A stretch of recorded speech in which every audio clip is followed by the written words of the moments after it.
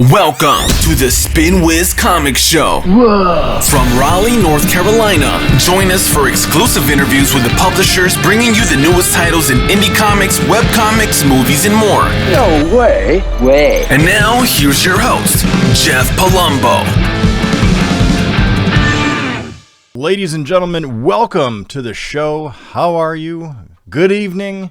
It is Wednesday night, and let me tell you, hot damn, wowzers. I got a guy on. You might have heard of this guy. And he and I met at San Diego Comic-Con I guess it would be a year and a half ago now. Because it wasn't this, obviously we didn't have one this year, so it was last year. He was swamped. Like, people were just coming up to him, buying stuff, asking him to sign. I think I swung by 3 or 4 times, and within that time, we actually had what would be like a 4-minute conversation. Out of the 4 times of me swinging by, because I don't hang out at booths when people are busy, because that's a dick move. So I say hello. I let the people coming in, because they're the ones paying money. We talk later. We got a chance to talk just a little bit, and he's like, "I'm sending you all my stuff. That's great. It's perfect. Here you go." And then months later, we finally hooked up, got all the content. It's on the site. It's beautiful, but the dude does not stop cranking out hit content. It's insane. And it's not just comics, it's novels too. Like, I don't know if he sleeps. It's quite possible he does not. But constantly kicking out content, and constantly great content, and different too. Like, it's not all horror. Well, I guess most of it's kind of horror, supposedly, but not all of it. I mean, there are trends in there in his books that are not. But I don't know. I mean, you're here, come ask questions, but you didn't come to see me. You came to see my guest tonight, the infamous Russell Nohelty, in the house. How you doing, man? Good. How are you? I'm good. I feel like you and I have the same haircut, but yours looks better. Like, you have a better head. You know, it's funny. So I shaved my head the first time when I was 18, and I got in a rap battle with a roommate, with someone who lived on my hall, and the person who lost had to shave their head. Ooh. And I'm terrible. I can't even come close to rapping at all. So I lost miserably. And so I shaved my head, and I remember the person, when I got done, he was so angry because it actually looked decent with a shaved head. And since then, it's been the only haircut that I will get, because it's easy. So either my hair is like this, or it's growing out, or at some point it gets so big that I have to shave it back down again. And so I just shaved it Sunday night. And so, yeah, this is a fresh cut right now. I like it, man. Is that a 1 guard? Or 2. Well, it's a 2 with my beard trimmer. So I've now bought a hair trimmer, but I was doing it with my beard. So I honestly don't know. I usually get a 2 metal, and this feels right about that. So, yeah, I mean, it's tough with the pandemic, because, like, I don't go and get my hair cut anymore, so I can't tell them. I just have to kind of go with the apparatus that I have. That's what I kind of do. I mean, I'm really thin up front. I am thinning in the back, but usually I finally wore my wife down because she wanted me to never really buzz it. And I'm like, well, 2020, I'm like, I can't go out and get one. And it's either I look like one of the Three Stooges, or I take it all the way down. And now I take the guard in like a half and just, and that's it, man. So, but yeah, it's super easy. And as you mentioned, I'm very blessed to have a head that doesn't look terrible shaved. But yeah, well, it all goes back to that rap battle when I was 18 years old, 19 years old. Man, to be a fly on the wall of that rap battle. Well, I rhymed super bad with patheticad, and that was the height of my rap battle, and the only rap battle I've ever gotten into in my life. Well, I will never challenge you, although it would be definitely the worst rap battle ever, because I also cannot rap. I can bust a rhyme, but not all the time, and that's about all I've got. So anyway, we came to talk about comics. You have a massive Kickstarter right now. It's crushing, which is doing great. Let me bring it up for those of you that are in. For those of you that are here live, awesome. But if you're on YouTube, just scroll down a little bit. You're going to be able to see these links. They are in the chat. We're going to be talking mostly about ICHABOD Jones tonight. Now, ICHABOD Jones is still crushing it after a decade. Like, how the hell did you manage that? Well, so I wrote the book in 2010. It came out, the first time it was for sale was 2014.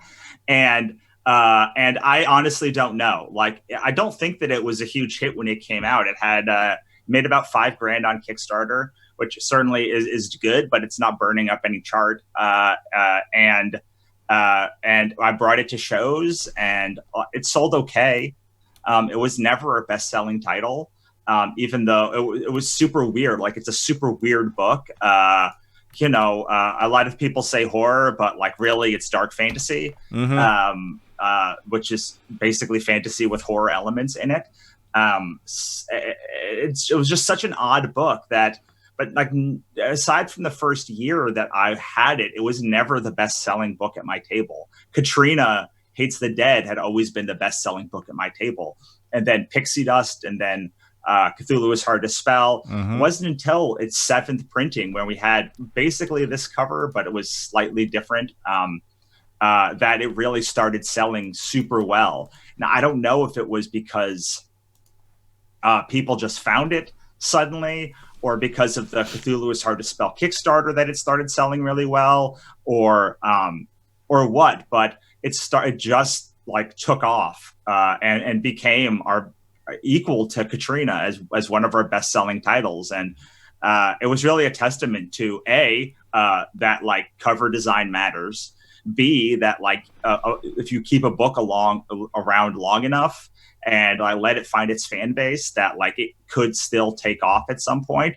But I never thought that I would be doing more Ichabod. I mean, of any of the books that I've ever done, Ichabod was one I thought I would never, ever, ever go back to. And but like fans have always resonated with that book more than anything else that I do. They ask more questions about it. They're more curious about it. They ask me about like when I'm going to be doing the next one. I mean, that's not like they don't do that for Katrina or any of my other stuff, but like they really do it a whole lot more with Ichabod than anything else. And so last year we took a chance. We'd had a string of bad sort of novel releases, and I told fans that I'd do Ichabod and I would give it a shot. And we brought it to Kickstarter, and it raised $16,000. It was enough to reprint Volume 1, print Volume 2, print Issue 5, print a little bit of Issue 6, and pay for production on the first 2 issues of this. And so I promised them that I would do. I would then take the book and I would give at least Volume 2 and Volume 3. And if we can raise that last this $1,500, $1,600, $1,700 somewhere in that range, and get to 20,000, then I will greenlight Volume 4 as well. But yeah, it's kind of surreal, man, to have a book that sort of you wrote when you were, in your mid 20s, and now you're in your late 30s, and you're now still pushing that book, and it's still like it's still doing its thing, and it's still like there's still an audience for it. It's quite gratifying, but also very confusing. And it reminded, like, people told me when I first started that I was going to be, you make something once and you sell it forever, and like these books could be popular enough to outlive you, and like all this stuff that they say. And like I believed it, but didn't internalize it. But now looking back, like it's true. Not every project that I have I'm still talking about 10 years later, but like Ichabod, I absolutely am still talking about 10 years after I came up with the idea. Well, and I think that I feel like everybody has heard about it. Like, I think it's one of those titles that everybody, when they go by, they're like, oh, I've heard of that. You know what I mean? It seems like that and Cthulhu is Hard to Spell. I feel like people walk by, at least when I did, and I'm like, oh yeah. Like, even before you and I started talking, I'm like, oh, I know that book. And it just happened that you were there too. And I'm like, holy shit, that's amazing. So I think it's just something that sticks with people. And it's one of those things that can be around forever. It's like one of the comics that or one of the titles that you have to read. yeah, it's odd to be in that sort of pantheon now of people where like people come by and they know the book before you even like say anything. And again, like it was never the book that I was number one promoting, except for the first year. Like in 2015, it was like the only comic that we had, so I spent the most time promoting it. But since then, it's just kind of built its own word of mouth. You know, people that read it or give it to other people who like talk about it, and it's one of those books I think that just you can't get out of your head. Like I don't know if you read it. Because it's, you know, it's very odd. I mean, it's a very odd book. Do you want to give the background to people that haven't yet? Sure. So it's about a mental patient that escapes an asylum and becomes a monster hunter during the apocalypse, but he doesn't know if he's killing monsters, humans, or it's all in his head the whole time. So that sort of mind screw, I think, is the piece that people really respond to. And it's what makes Ichabod the most challenging book to write and the challenging book to make, because you have to continue that throughout the whole series. So yeah, I think it's that twist makes it something that not everybody gets into immediately, but maybe when they try Katrina, they're willing to try Ichabod, and then it sits with them. Or like the people that like Ichabod, like really love Ichabod, and it's just like a kind of like more rabid fan base than Katrina, which is a great book and has an amazing fan base too, but it's much more your standard like post-apocalyptic revenge story, and it operates like a comic where that like you would expect a comic to operate, where Ichabod does not. It breaks all sorts of comic conventions. In fact, one of the things I didn't realize till I went back to it is most of the reveals, you know, when you do a page turn, the page turn is supposed to be on the left-hand side of the page. And when I made Ichabod, most of the reveals are on the right-hand side of the page, which like is unnerving and jarring. And I didn't realize that till I made it. But sort of everything that went into that book sort of made it like this unique experience. Part of it was my inexperience. Part of me was just the premise as a whole. Part of it was like a big part of it was Renzo's art, but it all kind of combined to make this sort of book that has this weird cult-like following, and well, not cult-like, but this weird, like kind of cult classic following, which is wonderful to see still, like I said, 10 years later. Yeah. I don't know how the hell you wrote it, because you really have to be in a different mindset. The way that I see it is, because he doesn't know. I wonder if you like, do you get caught up in that sometimes? You're like, holy shit, I need to go back and read it because I want to make sure that I am still on the same path. Or actually, when I came back to do the second volume, I absolutely did not want to be on the same path I did when I wrote the first volume. I was in a really bad place in volume one. And so I decided that when I came back, I would take it in a new direction. And I'm very happy that people have responded to that direction. But yeah, one of the reasons I didn't want to bring back Ichabod for a long time was because like I was in a really bad headspace when I made Ichabod, and coming back to it, I wanted to explore some of that, but really be able to move it in a more hopeful direction than the first four. But yes, the problem of Ichabod, of writing it, is that you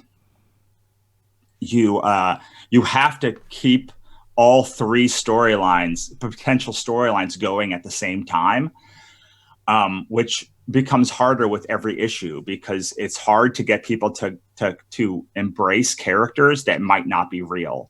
So you have to get them to get excited about the apocalypse story, the fact that it might be in his head, and the fact that he may be in reality, like killing people and thinking it's the apocalypse. And all of those things have to stay in your head, and you can't veer too far from any of them, or you risk taking away something that the fans really love. Yeah, and I have to hand it to you. I don't know how you do it. Like I'm as a writer myself, not a good writer, just I have written things. It just blows my mind that you can keep your mind wrapped around that the entire time.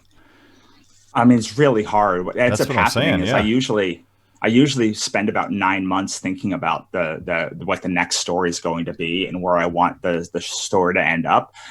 It's interesting because with Ichabod, usually I had 7 volumes that I wanted to do. And what ended up happening was 2 volumes usually get smashed into 1.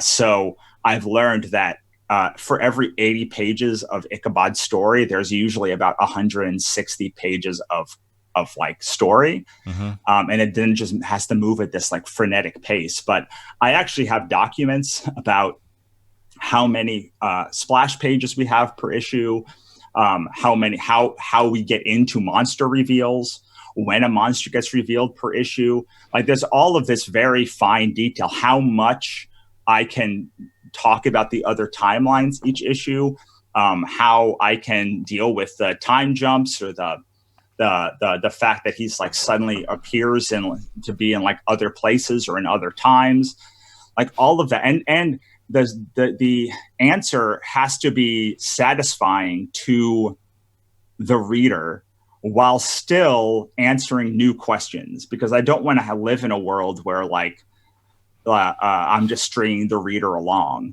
What I want to do is answer certain questions and then ask new questions or show different points of view. There's a lot of characters that all have these ideas of how the apocalypse starts and how you can end it. And what I want is really for all of these people to sort of play out the ideas that they have and pull Ichabod in these different directions, and thus pull the audience in different directions at the same time. And that sort of is the ground of like, I know on some level what the reality is. And then my job is to answer questions that the audience has while posing new ones before they get tired of the previous questions that they didn't have answered.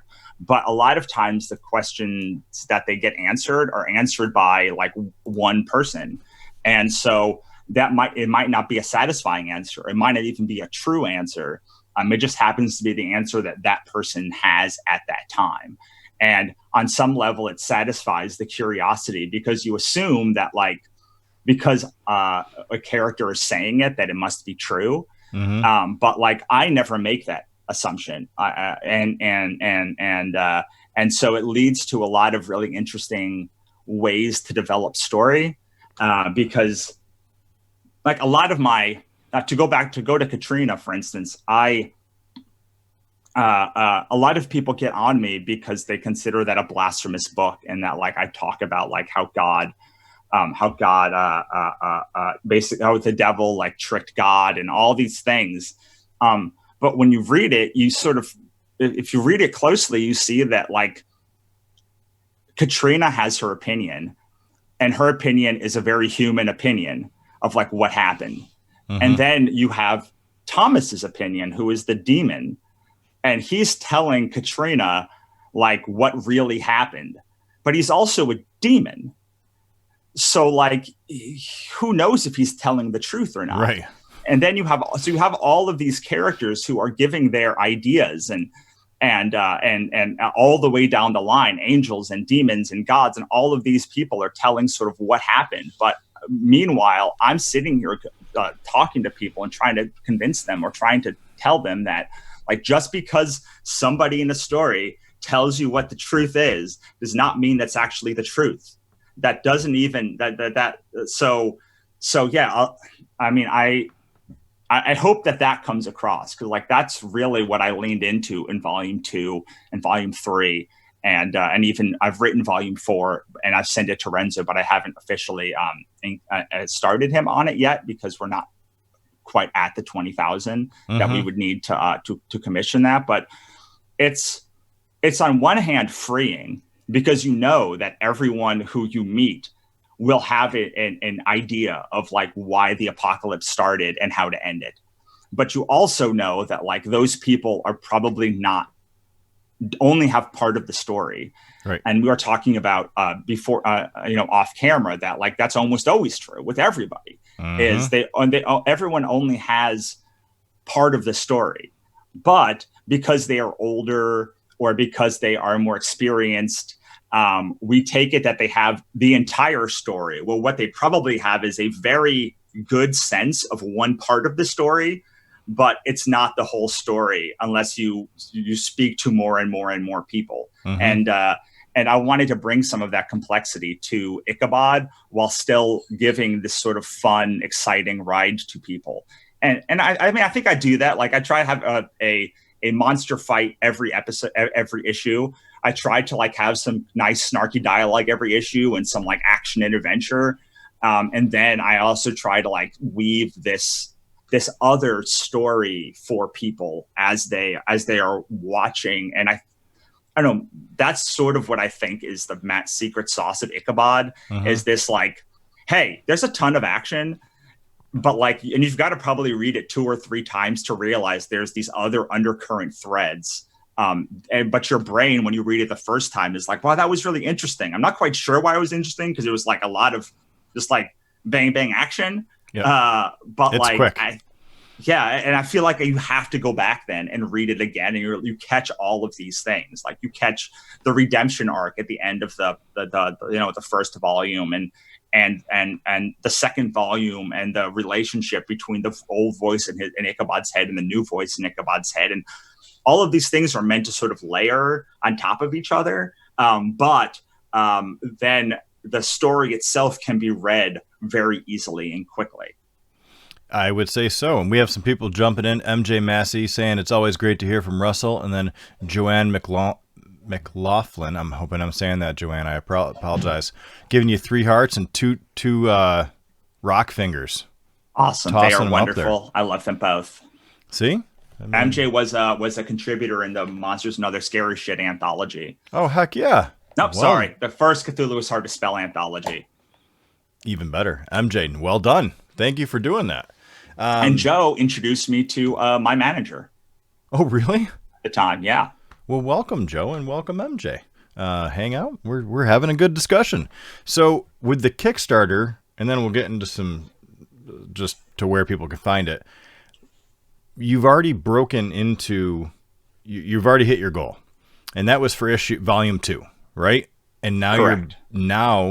Is a stretch goal volume 3? Did I hear that correctly? No, volume 3 is already that. in production. It's almost done. It'll be released in February. Volume 4 is the stretch goal for 20,000. Got it. I mean, I don't really believe in stretch goals. I don't think people love them. I mean, they're always, whenever I open a Kickstarter package, I'm like, oh, and I get all this other stuff.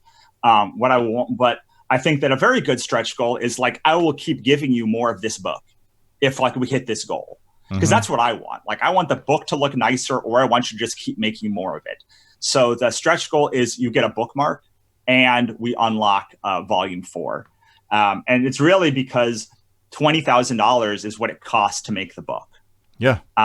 We were able to defray a lot of that cost because when we did issue 5, when we did that Kickstarter, like issue 5 then was produced. So that was $2,000. And then some of issue 6, there was a like $1,500 or something or other profit that I just rolled into this Kickstarter.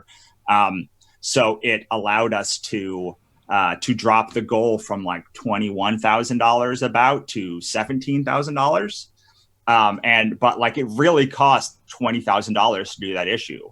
And once this Kickstarter is done, and let's say we hit $21,000, I'll be able to take whatever's the remainder and roll that into the next campaign and then lower the goal again. But I want to make sure that we can hit, what it would cost to make a volume. Yeah. Try not to lose money on it. Yeah, I mean, especially because there's no shows. It's really important that that like we can at least make it back on the the volume on a per volume basis to keep it going. Yeah. And yeah, I mean, the real thing is like, I have to see how it grows to whether we're going to do volume 5, volume 4, volume 2 and 3. I'm not going to lie. They don't end on a cliffhanger, but they definitely don't give the most satisfying resolution in the world. Volume 4, though, is meant to be like the one that gives you the like a satisfying resolution and sort of bookends the first part of this. And then I'll be looking very closely at how the Kickstarter grows, interest levels, to see if it warrants doing another volume, which I already have a tentative title for if we do it. So I mean, right now I just want to keep doing the book. And I want to have a justification to keep doing the book. Really, that's what I'm looking for. Like, give me any reason to keep doing this book in the way that fans. I mean, I don't think that fans quite grasp their importance in the work that we do, because like now they're buying the book really determines whether there is more book. And the reason why Ichabod is able to come back now is because there was enough interest to make another book. And I had a Kickstarter earlier this year for the God's First Chronicles, and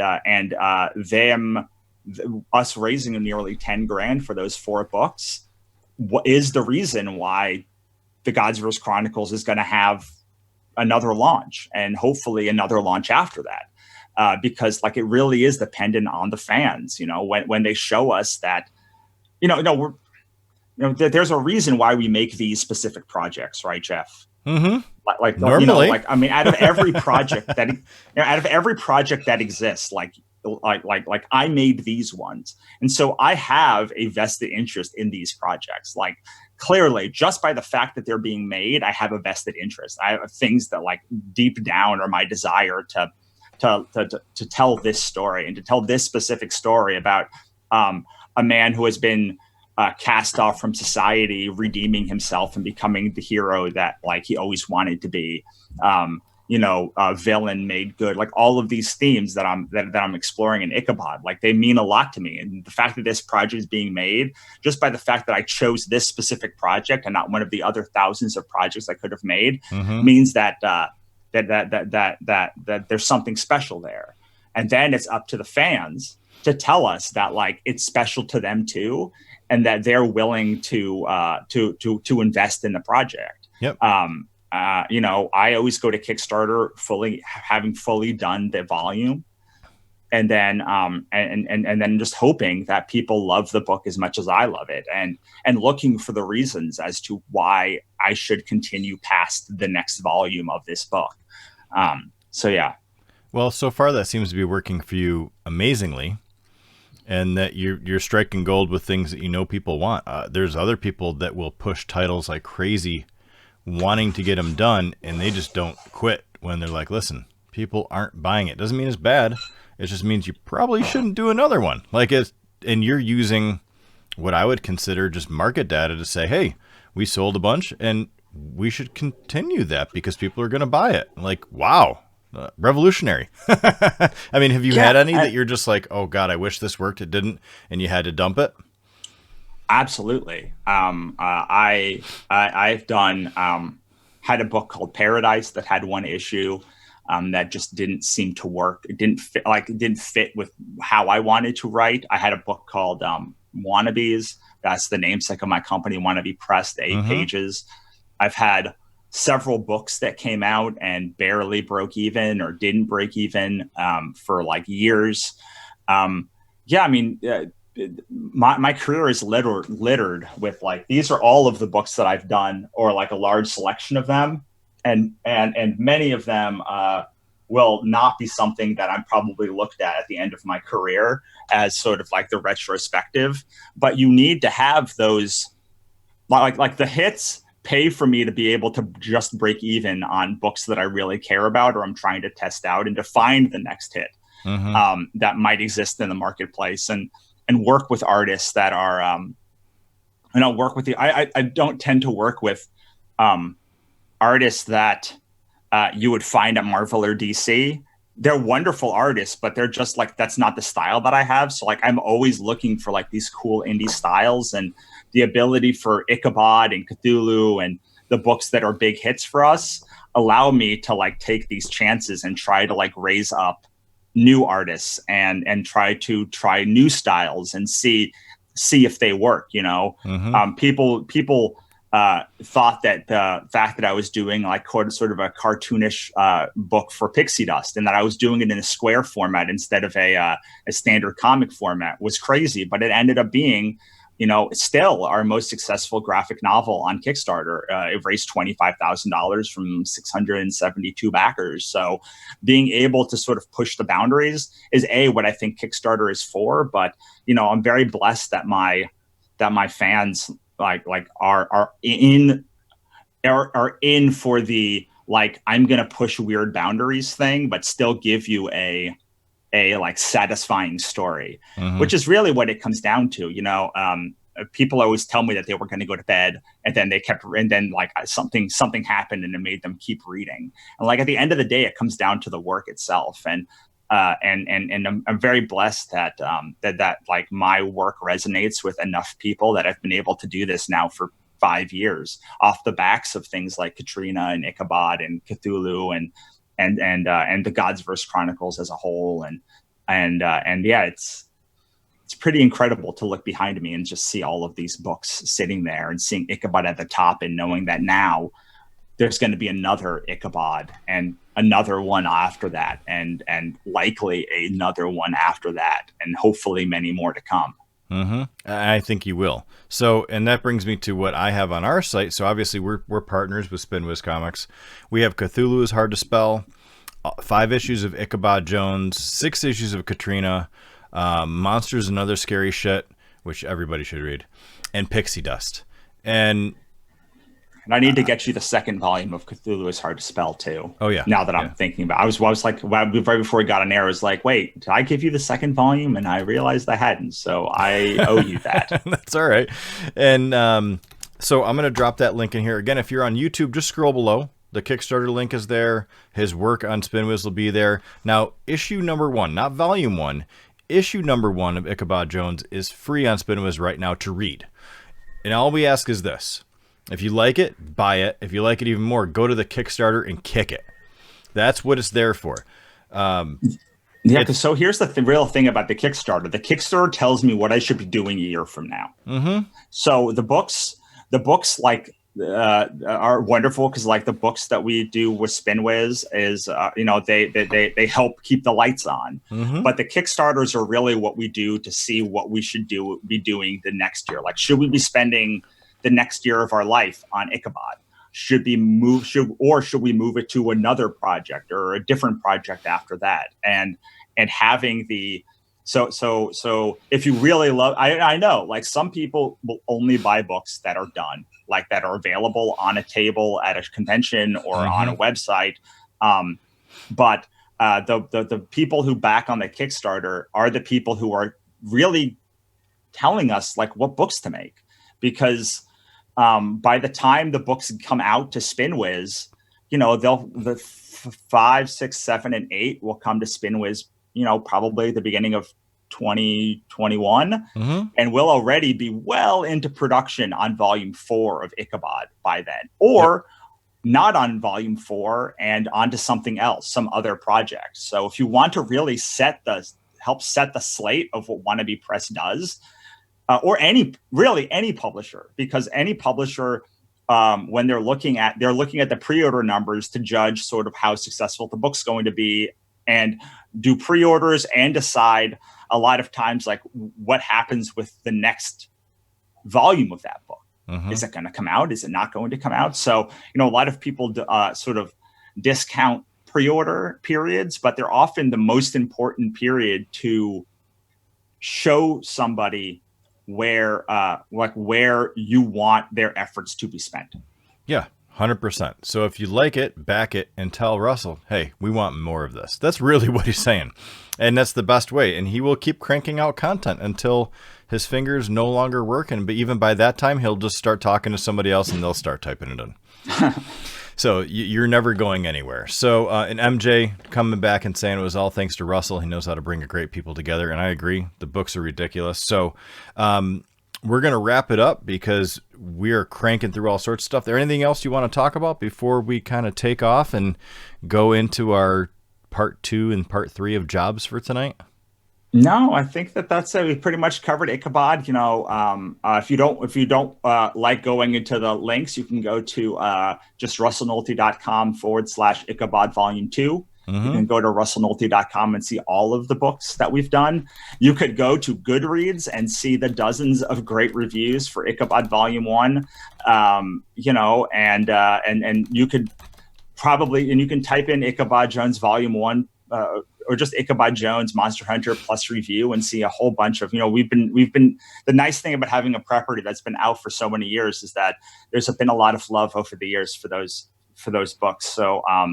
So yeah, I mean, but yeah, go to SpinWiz and read the first issue, and then head on over to russellnohelty.com/Ichabod Volume 2, or just go to Kickstarter and back it. And we would love to see you behind the backer wall. Hell yeah, man. Awesome. Well, listen, thank you for being here. Hang on the line with me real quick. The line, as if we use phones anymore. Hang out for me for just a second so I could say goodbye to everybody, and I'll be right back to you. And ladies and gentlemen, Russell Nohelty here. Thanks so much for being here, buddy. Thanks for having me. You bet. So, ladies and gentlemen, that was the infamous Russell Nohelty. I mean, what a cool dude. Super, super intelligent. Just the way he writes blows my damn mind. I can't even come close to it. Like, I consider myself a decent writer. And this guy makes me look like I am in kindergarten when he's teaching, he's a college professor teaching classes. It's just, he's that far that there's multiple levels to each book. The way he writes just kind of blows your mind. And then he adds all of this great art that he tries to match to what he's seeing in his head. And that's where that magic comes from, is the ability to do both. So, Joe, it was nice meeting you.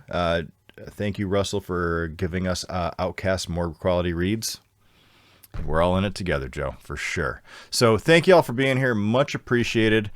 We have another show on Sunday. Let me see. Who do we have coming? Mike Tenner is going to be here on Sunday. And he's bringing Alex with him, so that should be an interesting show. Then we have Joe Valen, Nick Cannon, Brian Silverbacks, and then Adam Barnhart's coming in, Robert Nugent and crew. Like, we got just a lineup going crazy coming out. So, and we have some great stuff coming up for SpinWiz Comics in general. Make sure you download the app, because that's where you can actually see and read Ichabod Ichabod Jones Monster Hunter #1. The issue right now for free. And if you like it, like I said, go kick it. Show the boy some love so he can keep cranking out more great content. Until Sunday, have a wonderful week, and we will talk to you soon. Stay safe. Later.